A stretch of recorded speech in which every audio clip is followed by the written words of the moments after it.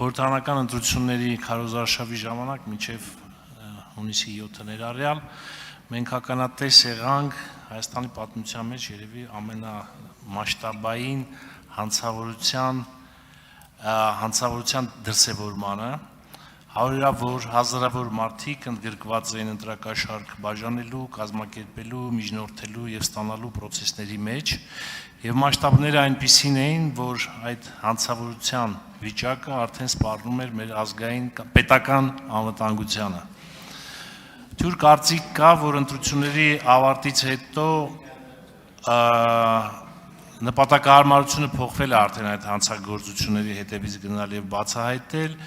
եւ ինչպես ես եւ բազմաթիվ քաղաքացիներ ուզում են վստահություն ունենալ, որ այդ դեպքերի բացահայտումների ուղղությամբ միջոցառումները չեն թուլացել եւ չեն թուլանա եւ մինչեւ վերջ գնալու ենք դրա հետևից եւ փորձենք մաքսիմում բացահայտումներ իրականացնել։ Շնորհակալություն։ Պարոն Խաչատրյան, ասենք կառավարությունը իր օպերատիվ կառույցներով դրա հետևից կարա գնա եւ միանշանակ կգնա միջև վերջ։ Բայց մեր միջև վերջ գնալը կոպիտ ասած միջև դատաիրավական համակարգի դուռն է։ Դրանից ավել չենք կարա մենք գնանք, հասկանում եք։ Չենք կարա, բայց եմ ասում։ Չենք կարա գնանք դրանից առաջ։ Եվ մենք պետք է ժողովրդի եւ պետության ուղերձը հստակ հղենք, որ ընտրակեղծ արարությունը հանցանք է լուրջ, ոչ թե ձև ենք անում, այն ժամանակ մենք այդ օրենսդրությունը ընդունել ենք ժամանակին, որ եվրոպական կառույցներին բան ասենք, տեսեք, դե բան ենք արել, ծիճկա ենք դրել, ընդունել ենք։ Մենք դրա համար չենք, մենք պետք է ուղերձ հղենք, որ հումոր չի ընտրակաշառքի հետ կապված, դա հանցագործություն է։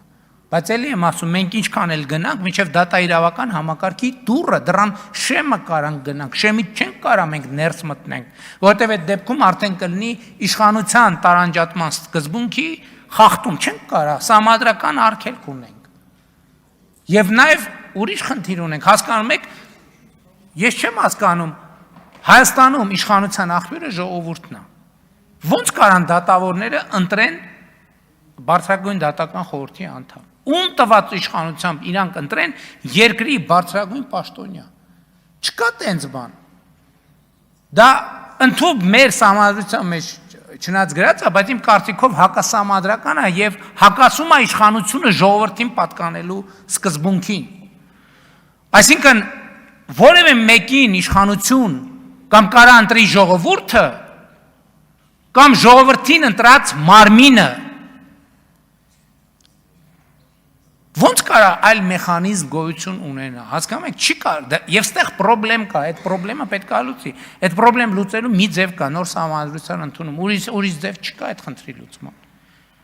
Եվ ես տենց եմ պատկերացնում, երթվյալ ատենակալները, ես առիթ ունեցա ասելու, այն ժամանակ, երբ որ քննարկում էր, միջայլոց կար ժամանակին սահմանադրության մեջ այդ ձևակերպումը, հանեցին եւ այդ ինստիտուտը չներդրվեց, թե գիտեք Հայաստանում խնամի ծանոթ բարեկամ կապերը ուժեղ են, բայց երթվյալ ատենակալի նկատմամբ այդ բակչասկացա դատավորները Հայաստանից չեն, բայց ոնց է երթվյալ ատենակալի նկատմամբ այդ խնամի ծանոթ բարեկան համակարգ ազդելու է, դատավորի վրա չի ազդելու, դատախազի վրա չի ազդելու, քննիչի վրա չի ազդելու, ոստիկանության բանի օպեր աշխատակցի վրա չի ազդելու, հետևաբար բոլորը կան, բոլորին կարելի է լինել խնամի ծանոթ բարեկամ ազդեցության տակ ժողովրդին հանում ենք դուրս, որ հանկարծ խնամի ծանոթ բարեկամ ազդեցությունը չգործի։ Դա կներեք ճիշտ տրամաբանություն չի։ Արձագանք։ Շնորհակալություն պարոն վարչապետ, դելի առիթ եմ ունեցել պաշտպանելու երթվել ատենակալների ինստիտուտի կիրառումը Հայաստանի Հանրապետությունում եւ այս թեմայի վերաբերյալ եթե ասելիք կա, խնդրում շարունակեք։ Ներողություն կներեք պաստոր։ Ասած եթե ասելիք կա շարունակ։ Չէ։ Շնորհակալություն։